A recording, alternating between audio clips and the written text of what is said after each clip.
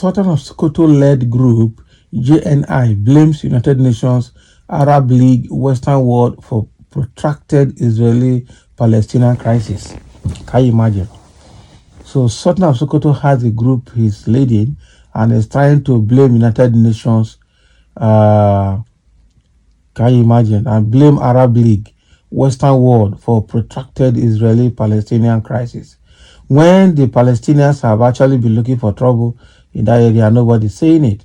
Israel has been there, and I'm sure God gave them that land.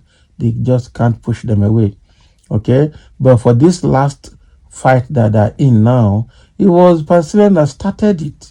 They invaded that part of Israel that is sharing boundary with Gaza, and they dealt with, almost killed, raped women, and caused a lot of problems. Before, killed almost over 200 Israelis before Israel Netanyahu decided to go on a full-blown war against the Hamas. And he has said every standing Hamas soldier is a dead man. So now they have started very serious bombing, and now these guys are bringing it. I know that Sultan Sokoto will be on the side of Palestine because of their Islamic affiliations. But then the fact remains that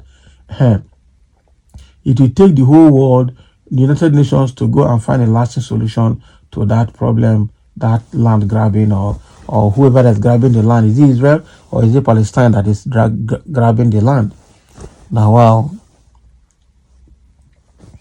The Sultan of Sokoto-led group, Jamaatul Nasrul Islam, JNI, has blamed the complicity and diabolical role being played by the Western world and the failure of United Nations and the Arab League on the protracted bloody war between Israel and Palestine.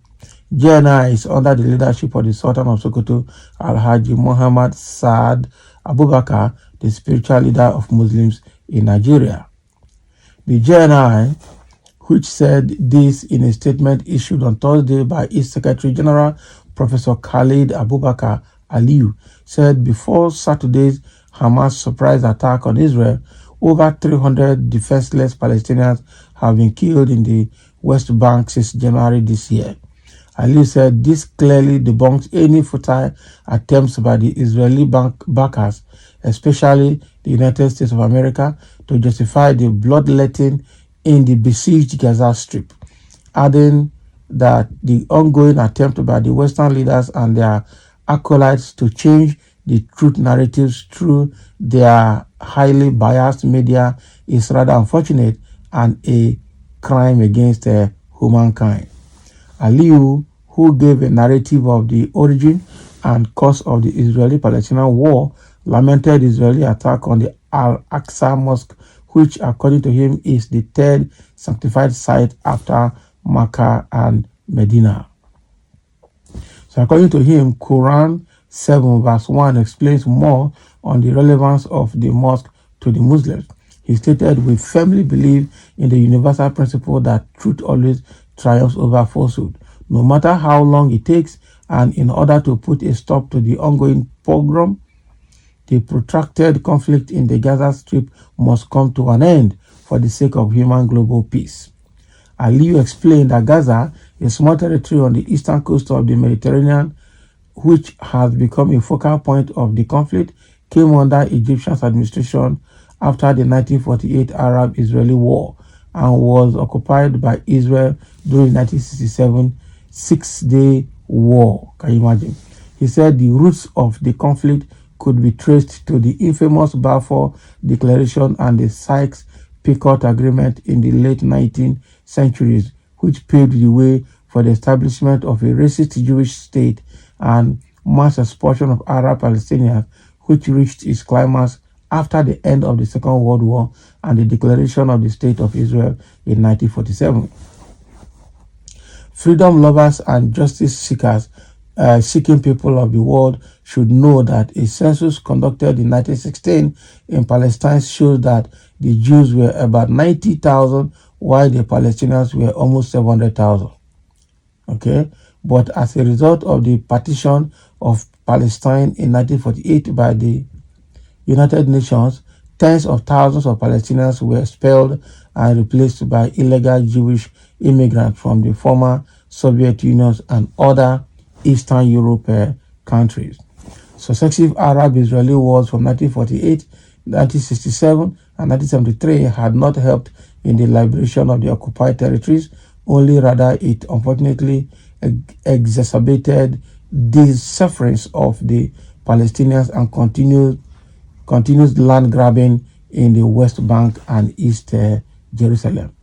Various international efforts, including peace talks and ceasefires, have been attempted, but a lasting solution has remained elusive to the world. The conflict has continued unabated, fundamentally because of the failure of the international community, especially the United Nations and the Arab League. So he's blaming all of this on United Nations and the Arab League of Nations. Wow. So the statement further noted that international mediators, including the US, UN, the European Union, and the Arab states, can play a facilitating role with utmost sincerity in the peace process. Ali lamented that as a result of the war, Gaza is currently faced with severe humanitarian challenges.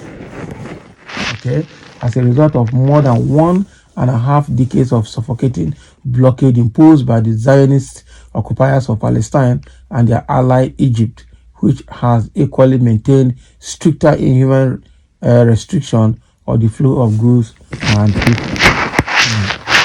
So Jenna said, therefore, for the sake of humanity, okay, for the sake of humanity, GNI joins other global forces of reason to call for an immediate ceasefire in the region to create a conducive atmosphere for dialogue and peaceful resolution.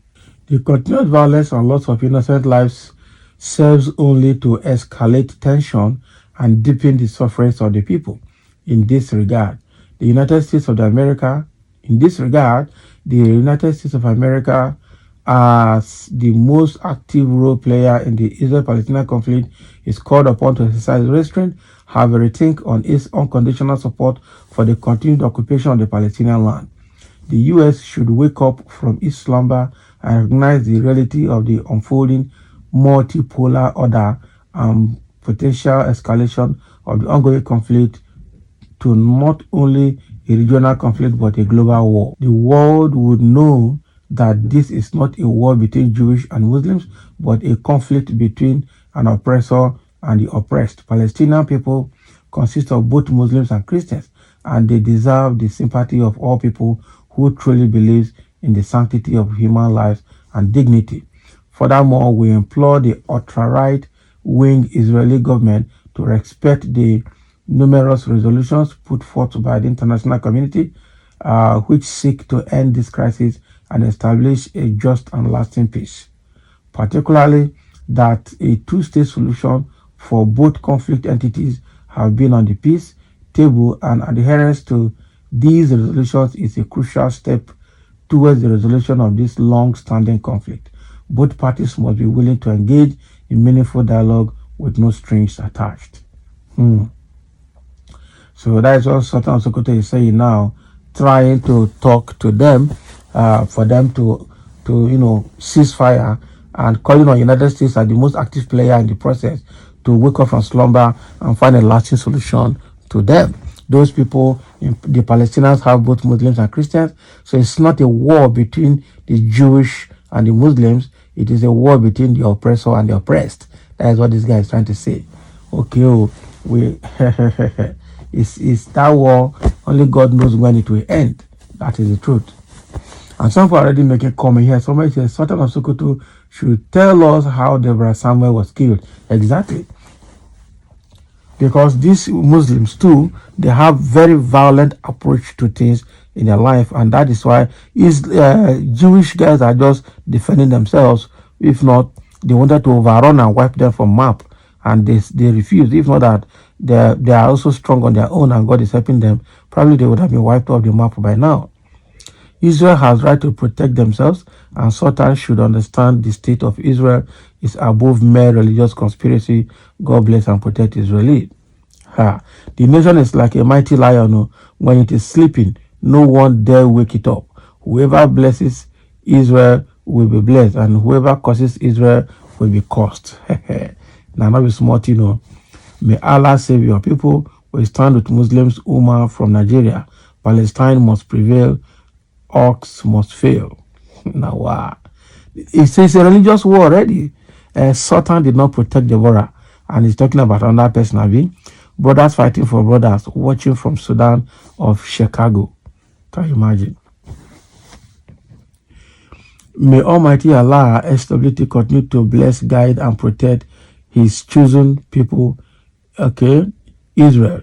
We northern Nigerian Muslims and our Muslim brothers nationwide stand with Israel with our full chest. Inshallah, can you imagine?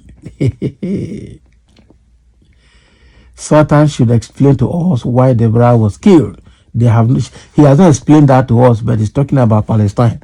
No, it won't work that way. It won't work that way. So we say, how our problem relate to Sokoto now? Everybody they hear, watch, and remove eyes. Now Sultan don't chook mouth. So to bring the fight called Nigeria be common sense is not common. No. Thank God say he mentioned Arab League also. It didn't get as to be, I tell you. So the war in Israel, Sultan of Sokoto should concentrate on the Islamic violence that is taking place in Sokoto and northern part of Nigeria, and tell us how that will stop before you can talk of international activities. So thank you for listening, and let's have a comment.